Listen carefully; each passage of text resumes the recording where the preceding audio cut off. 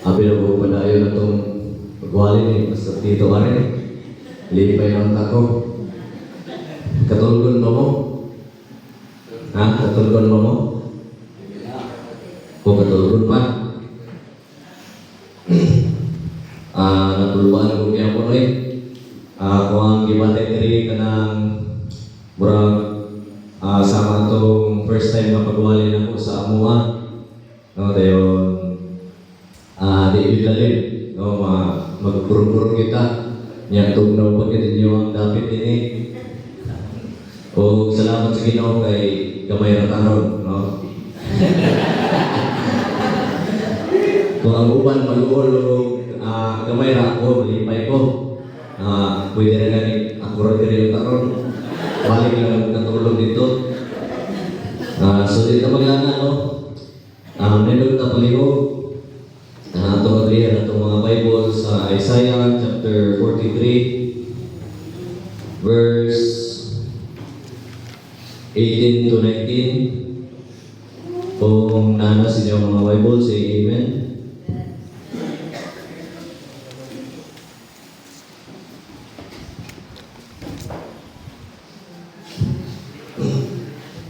Kanina nagkaroon ang story-story yan, no? Di mo po pamalumumay yan ang pinasingit-singit. So, kung na si Amen, at kung dumaan sa pagbasa, Isaiah chapter 43, verses 18 to 19. In verse 18, ready read. Remember ye not the former things, neither consider the things of old. Behold, I will do a new thing, now it shall spring forth, and shall ye not know it? I will even make a way in the wilderness and rivers in the desert. So, salamat sa pulong sa Ginoo, mag-amputa, palagtubo sa inyong mga ulo, pidyong sa inyong mga mata. Amahan ng mga palaan, ulimit ng Lord, salamat Ginoo sa kapuntagon. Salamat Lord, nga kumiki pamata ng mga tagnaa, salamat sa matagusan niya. O Lord, salamat Ginoo nga nakatigo mi o makapangalandong ni sa mga pulong. Salamat Lord sa opportunity nga imong gihatag kanako o kanamo makawali ko sa mga pulong. Akong gipray Lord, ikaw magagamit kanako. Gila na po Lord, ang akong pagalingon, wala ko yung mo kumula ka. The Holy Spirit be with me. Masaylo kami Lord sa mga kalapasan, sa buwan sa pulong sa mga kinitanan. Ang itubyan, di pasalamatan sa ngalan ni Ganoong Jesus. Amen. O makapaligod. Manata. Mana. So, bitaw. Matod pa sa itong ibasa, remember ye not the former things, neither consider the things of old. Behold, I will do a new thing, now it shall spring forth, shall ye not know it? I will even make a way in the wilderness and rivers in the desert. So, sa atong text tigala igsoon, diri na to makita nga kadto day mga niagi na nakakabutang, no? Mga former things na niagi na ingon ang Bible, dili na pagahinumduman o ato ng pagkakalimtan, no? Kay atong diskutan kay karong kapuntagon is all about moving forward, is to live the past. Kay higala igsoon dili man ta move forward kung atong dili ta move forward kung dili na to pagkataligdan ang mga niagi na, no? Unsa day kining pag-move forward? Ang pag-move forward higala igsoon nagpasabot kini nga wala na move backward. Siyempre, nag-move forward kung kadi, wala ka nag-move backward. Inana na simple na sakta ninyo, no? Dili bitaw pareha sa taong mahubog, di ba? Makabantay ta sa ilang mga nilutan, kung mahubog na sila, na makabantay rin kas, pero antas pag-og kaduwa. So, kung iunana ang Kristohan ni Galay, so, dili nakaabante, no? Dili naka-reach sa atong goal, amen ba? So, moving forward is to leave the past, no? To leave the past behind. Ang pag-aban ni Galay, so, nagpasabot kini nga atong talikdan, ang mga butang na niagi na, especially mga butang nga makapugong kanimo o kanato sa pag-abante o pag-alaga diha sa Ginoo, no? So, mga examples ni usa man kayo mga butang, no, nga makapugong ang usa ka Kristiyano dili makapadayon sa pag-alagad sa Ginoo. Number one, ika na igsuon, unang-una gyud is kining gitawag ta og sin, no? Agree mo mo ana? No?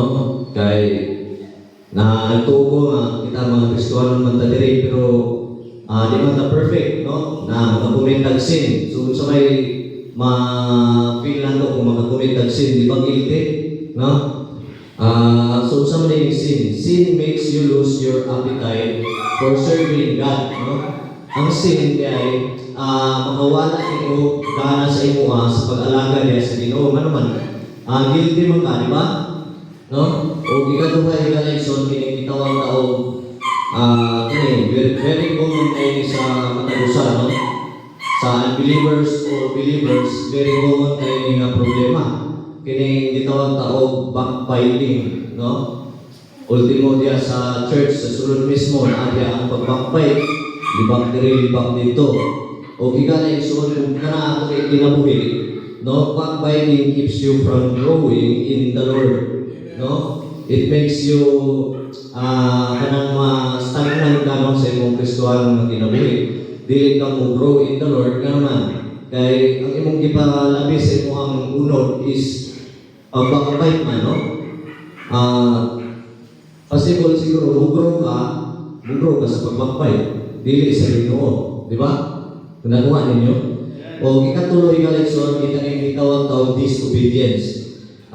Disobedience makes your heart as hard as stone, no? Ano man? Anong disobedience makes your heart as hard as stone? Kay supakan man, no? Dili ka dawat sa pulong sa Ginoo. So, three things to consider about moving forward is to leave behind. Number one, it na maglagan for us to experience new things. Para kanato nga mag-experience ta sa mga bag-o nga mga butang, no? Leave the past behind for us to experience new things. Matot pa sa atong verse, sa atong text sa Isaiah chapter 43 verse 18, verse 19. Behold, ino na pulang sa Ginoo, behold, I will do a new thing. Ang Diyos siya ay buhat o mga bagong mga butang, no? So, adunay duha ka mga butang, no? Nga atong experience nga mga bagong butang. From the time we are saved, we begin to experience new things, no? Sa sa panahon nga giluwas na si Ginoo, especially i-baptize ka o nakapangalaga ka sa Ginoo, ingon ang Bible sa 2 Corinthians chapter 5 verse 18, ingon pa rin, therefore, if any man be in Christ, he is a new creature, all things are passed away, behold, all things are become new. No? Nakuha ninyo? From the time na we got saved, we got igsoon, katong mga butang na niagi na binuhatan nato nga unbeliever pa ka, ingon ang Bible, all things are passed away, no? Gibako ta sa Ginoo, and all things are become new. Katong na yung mga butang nga atong naandal sa dili pataluwas, pagkataligdan nato kay ang Dios, no? Willing man o bubago gyud siya sa usa ka tawo nga willing gyud po siya magdawat sa Ginoo, nga magpaluwas din niya, no? Ang Ginoo walay posibilidad kaniya bisan pag sa kadawatan ng tao kung ayang dawaton si Jesus Christ niya personal nga maluluwas, mabago gyud, no? So ikaduha kini gitawag-tawag God's compassion. So sa verse Lamentations chapter 3 verse 22 to 23, ingon pa diri, it is of the Lord's mercies that we are not consumed, because His compassions fail not. They are new every morning. So sa kuno, ang compassion sa Ginoo new every morning. Ang iyang pagtagad, ang iyang care, bag-o kanunay, no? Kung magpabilin ta sa ato ang kung dili na ito pagkataligdan ang mga butang na niya, we can experience God's compassion, no? We can experience God's compassion. Kay if ang usa ka Kristiyano magpabilin sa mga butangan niya na mag-struggle, no?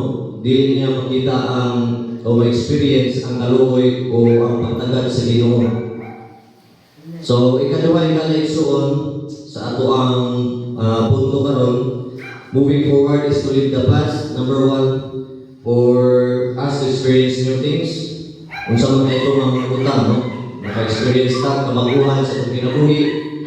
Dayon, kining God's compassions are new every morning, no? Bago din kanunay kining itawag-tawag compassion sa Ginoo. O ikadua, for us to experience unexpected things. Para na po ni kanato na experience ta sa mga butang na wala na ito gidahon, no? Ingon sa verse 19, behold, I will do a new thing, now it shall spring forth. Now, kung mag-is ko taon, kaning spring forth, kung saan man yung spring forth. So, spring forth means mutumungha, no? Musibol, mutubo, o mugawas sa kalit na paagi. So, unexpected, no? Spring forth means unexpected nga paggawas, no? Kanang pinakalit. Ingon pa diri sa Ephesians chapter 3 verse 20. Now unto him that is able to do exceeding abundantly above all that we ask or think, according to the power that worketh in us. So ang Diyos, igaling so makahimo siya sa paghatag, no, sa paghatag o pagpanalangin labaw pa sa atong ipangayo o gihuna-una, no? We can experience unexpected things kung sa mga especially kining itawag unexpected blessings sa Ginoo, no? No, makarealize na lang ta na usay wala nato sa una, karon na nato, di ba? Halos matapusan nato rin, nagitagsanan mga sakyanan, mga motor, na usay mo na sa una i-design pa nato, no? Pero karon na nato na, no? Pero sometimes makalimutan sa pagpasalamat sa Ginoo. Makalimutan sa pagpasalamat sa Ginoo, which is di siya maayo sa usa ka Kristiyano. Manang girimayan ta kanunay po sa 1 Thessalonians 5:18 na diya sa matag butang maghatag gyud og pasalamat, no? In everything give thanks, for this is the will of God in Christ Jesus concerning you. Kay kining paghatag nato pagpasalamat po sa Ginoo, mo man ang kabubuton sa Ginoo na kanato, di ba? So, kung sa to, number 2, for us to experience unexpected things, kung sa mga unexpected things. Example na is mga unexpected blessings, no? Kung di ka maglangan, na sa last. Moving forward is to live the past. Number 1, for us to experience new things. And number 2, for us to experience unexpected things. And lastly, for us to experience unexpected ways. Sa verse 19, behold, I will do a new thing, and now it shall spring forth. Shall ye not know it? I will even make a way in the wilderness and rivers in the desert. So, there is a verse ang Diyos ay makahimo sa pagresolba, no? Makahimo sa pagsol, makahimo sa paghatag o mga pamaagi na makapalinggawas ka na to gikan sa kamingawan, no? And rivers in the desert. So ang Ginoo po ibalo man ta usa ka desierto, di ba? Sila kay tama kita og tubig diha, no? Pero ayon ang Bible, bisan pa sa desierto ang Ginoo makahimo siya o provide, no? O rivers or waters. Sa totoo ang last, for us to experience unexpected ways. No, God's ways sigalit so is higher than our ways. No, kining pamaagi sa Ginoo, namatay tagsa-tagsa ka pamaagi, di ba? No, natay tagsa-tagsa ka pamaagi, mga plano na pila to ikaayo ra pud. Pero sigalit so remind ta sa Bible sa Isaiah chapter 5 verse 8 to 9, For my thoughts are not your thoughts. No? Ingon pa diri. Kay ang inyong ay kay ang akong mga plano o mga panguna-una dili sama sa inyo, sama sa tuwa, no? Neither are your ways my ways. Ni ang mga dalan, ni ang dalan sa Dios dili sama sa atong mga dalan, no? Probably tuang kauna-una ta nga ang atuang pamaagi makaayo na sa atua pero dili ay sa Ginoo, no? Now, in verse 9, for as the heavens are higher than the earth, so are my ways than your ways, and my thoughts than your thoughts. So kining God's ways, guys, nasa lapit ko. Ang mga pamaagi sa Ginoo ni Galay Soon, no? Higher pa sa atuang mga pamaagi. Mayroon man daw nga ang langit mas habog pa sa kalibutan, mas habog pa gid ang plano sa Ginoo niya na, no? Sa atong kinabuhi. Kung ingon sa Jeremiah chapter 29 verse 19, for I know the thoughts that I think toward you. Kay ako nakabalo sa mga plano nga akong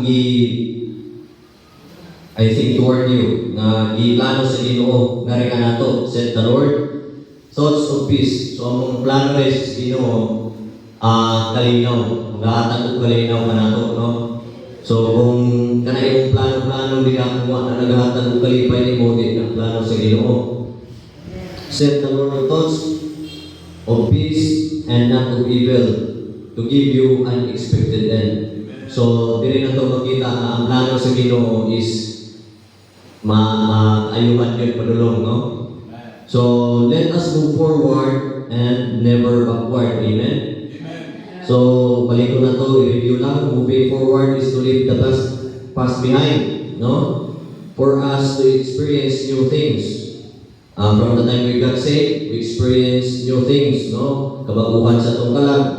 And God's compassions is new every morning.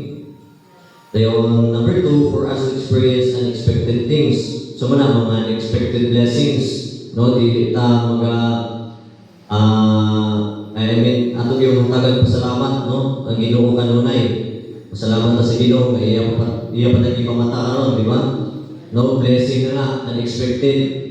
O kining usap sa unexpected blessing kanadayang naamo din karon. No, kung wala akong giluwas sa Ginoo, kung wala nang share ninyo, wala ko din karon. Unexpected man na, di ba? Wala man na nato ginahom nga naitaw mag-share nato sa kaluwasan. And lastly, for us to experience unexpected ways, no?